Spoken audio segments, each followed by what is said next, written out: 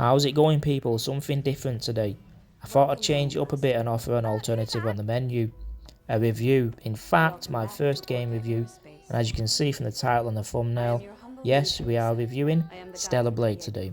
Make sure to watch it all so you can see the rating I'll give it. Now, I've played all sorts of games, so I will be fair.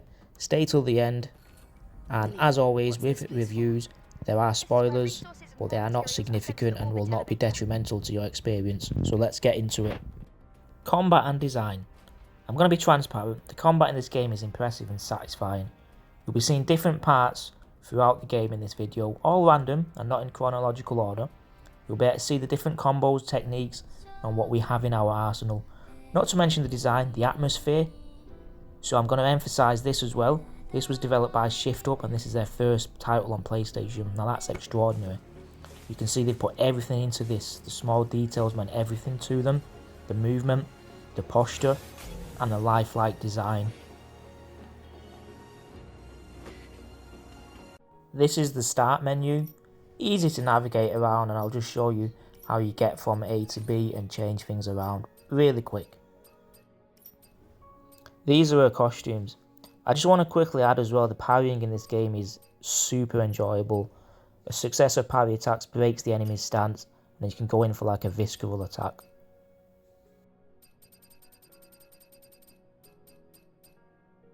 They of course do have unavoidable attacks, so you have to perform a perfect dodge.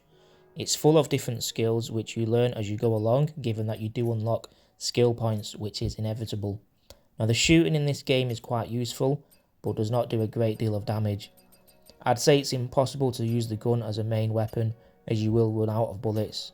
By the way, you can buy unlimited ammo from the vending machines at all camps, but this does not mean you can stock unlimited ammo, as you have a limit to how many you can stock for each weapon until you go to the camp and restock. Unlimited, as in these are not scarce. Gameplay. Again, quite surprised at this. I don't have much room for critique here, as I personally enjoyed the gameplay. To me, a large portion of the gameplay can be judged on the combat, and as I enjoyed the combat, it was certain I would enjoy the gameplay. Eve, which is the main character we control, which you can see right now, fights mainly with the Blood Edge, which is her sword. We then have a super gun, where you can shoot different types of bullets, from slugs to rockets to shells. Easy to control and switch between them too. We can also go swimming, diving, we can go fishing. There's actually a trophy for catching 20 different fish. I'll have to get this one on my second playthrough though. Now an important factor is when Eve does die, which you know you're going to die a few times at least, aren't you, throughout your playthrough. You do start from your last camp you rested in, which is effectively your base. Not bad. HP is quite fair. It's almost impossible to get one shot, or is it?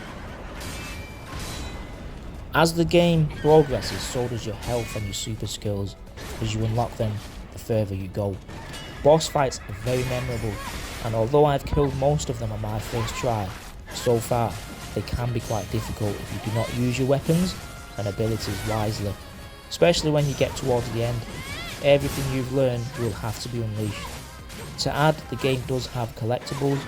You have 49 cans, as in drinks, to collect, and these are a great challenge for hunters like me and millions of others. Storyline. Humanity is driven from Earth after a losing war against monstrous creatures called Naytibas. To reclaim their lost home, Eve and her squad are deployed from the colony to fight the Naytiba and to take back Earth. Eventually, Eve meets two survivors named Adam and Lily and settles into Zion, humanity's last surviving city on Earth. Eve then makes contact with the Elder Oracle and establishes relationships with the residents of Zion in order to further her mission to save humanity and reclaim Earth. What do you think of that? Alright, yeah, I got that one from Wiki. Replay value. Well, I've played over 50 hours and still yet to explore the full map. I'm sure I've missed a thing or two. You have to consider the fact if you are an explorer or not. I'm a freak when it comes to exploring. If I did not explore and go for side missions, I would have clocked this in under 20 hours. Replay value is huge. There's 3 endings to start off with. The map is quite big. After a certain point, let's say, when you go past the first main mission, you have the ability to fly to different parts of the game with Adam's drone. Adam is a good friend. I'm not going to add much more on that. Now of course you do have fast travel within the different areas. There's a new update which also has a boss challenge. I'm yet to wrestle in this mode. I mean, I will be playing this a second time once I've finished this, but we'll have to wait until after Elden Ring's DLC, so replay value is strong. This fight was epic, by the way. Is it worth £60? I mean, I paid £20 for Jumanji, so an extra £40 on top, yeah, it's worth it. Jumanji was an awful game, let's not even go there. Would I pay £60 again, knowing how the game is now after playing it? Yeah, no hesitation. As you can see from this gameplay, like, look at the way the characters move. It's just so smooth and so satisfying. There's so many different bad guys. It's very enjoyable. This is like a training arena, so anytime you unlock new abilities and unlock more skills, you can test them here and know how they actually work. It really does help before you actually do unleash them in the real world. So when you do unlock new abilities, make sure you do test them out here, because they do pay off once you go out there and fight with the real natives.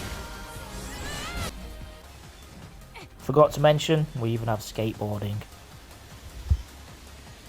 Ratings. I'll rate this a strong and respectable 8. I mean, I seriously cannot go under this score, but going over this will mean it's one of the best we've ever seen. But this is where we'll go into what they could have done better. Other than Eve, Adam and Lily, the character development, I think they could have done a bit more in this department. They do seem a bit dull, the side mission guys. They're quite lifeless and you don't feel like wanting to watch the cutscenes. When that happens, it's usually a red flag. I found the game quite easy on the normal mode, which is the hardest to begin with, but I believe they did this as they wanted to gain a massive audience, given this is their first PlayStation game, so I do respect that.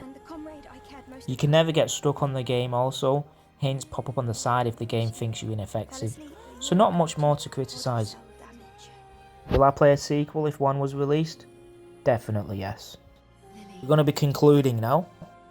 The game reminds me a bit of Nier Automata, but the gameplay is healthier and the atmosphere and surroundings are superior.